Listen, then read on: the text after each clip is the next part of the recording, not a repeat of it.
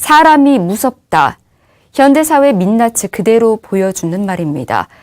사람들이 활보하는 거리에서 그것도 대낮에 시간과 장소를 불문하고 예측 없이 발생하는 묻지마 범죄. 특히 노인, 어린이, 여성 등 신체적 약자가 피해 대상이 되고 있어 더욱 심각한데요. 분노범죄 기획보도 4번째, 오늘은 묻지마 폭력에 대해 살펴봅니다. 정준우 기자가 보도합니다. 광주 시내의 한 도로. 차에서 3명이 내리더니 지나가던 행인을 에워싸고 골목은 이내 아수라장이 됩니다. 경기도 남양주의 한 인도입니다. 반대편에서 오는 노인을 심하게 걷어차 피해자는 갈비뼈가 부러지는 중상을 입었습니다. 두 사건 모두 가해자와 피해자의 상관관계가 없고 폭행 이유도 없는 말 그대로 묻지마 폭력이었습니다. 2016년 5월 강남역 살인사건, 2014년 울산 삼산동 여대생 살인사건 등 지난 5년여 동안 이런 묻지마 범죄는 231건에 달합니다. 묻지마 폭력은 불특정 다수에 대한 폭력이기 때문에 누구나 피해 당사자가 될 수 있는 데다 길거리 등 공공장소에서 벌어지고 예측도 불가능해 심각성과 공포가 큽니다. 이런 묻지마 폭력이 일어나는 이유는 뭘까?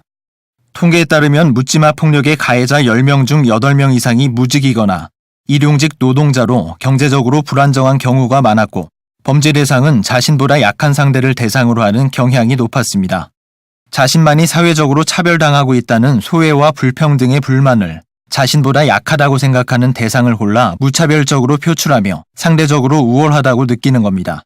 왜냐하면 세상이 급속도로 이렇게 변화하고 환경이 변화하면서 모르는 사람들은 평등하지 못하다, 이제 이런 생각도 가질 수가 있고, 세대 간 격차, 또 이제 빈부 간 격차, 이런 여러 가지 이제 환경적인 요인도 있다고 봅니다. 그거는 우리가 이제 자기 마음을 사실은 어떤 현상이 났을 때 잘 다스리지를 못해서 그런 현상이 일어난다고 봅니다. 또 하나의 특징이 가해자의 79%가 재범 또는 전과자로 범죄 경력이 있는 가해자가 80%에 가까웠습니다. 정부는 반복되는 묻지마 폭력에 대처하기 위해 폭력사범 3진 아웃제를 도입해 실시하고 있습니다.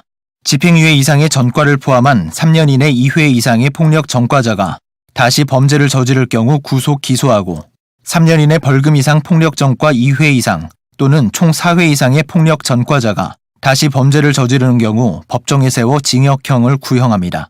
불평등하다는 생각에서 나보다 약한 대상에게 벌이는 묻지마 범죄는 불교적 관점에서 어떻게 바라볼 수 있을까? 불교 역사의 시작이자 석가모니 부처님이 이 땅에 오신 탄생계에서 실마리를 찾아볼 수 있습니다. 천상천하 유아독존, 삼계계고 아당한지, 모든 존재가 존귀하다는 평등과 존엄의 선언이자 세상에 가득한 괴로움을 편안케 하겠다는 보살행의 선언. 각자 바로 우리 모두가 존귀하고 자비를 실천해야 할 부처님의 화신이라는 생각의 전환과 인식 공유가 필요합니다. 이런 마음의 본성, 불성을 찾고 한결같이 그 상태를 유지하기 위해 관법 수행도 하나의 방법입니다. 수행법 중에 여러 가지 108배 수행도 하고 몇천 배 수행도 하고 연불 수행도 하고 그러는데 그것도 모두 다 방편이다. 생활에 닥쳐지는 모든 상황, 모든 만나는 사람이 다 나의 공부 재료고 수행 재료다. 부닥쳐서 내가 어떻게 해결해 나가는 것이, 그 상황에 내가 바로바로 놓고 실천해 나가는 것이 그게 관법이라고 이야기를 하죠. 불평등의 피해자라는 인식으로 스스로 불평등의 가해자가 되는 묻지마 범죄의 악순환, 모두가 존귀한 존재임을 선언한 부처님의 탄생계, 그 가르침을 공유하고 실천하는 노력이 필요한 때입니다.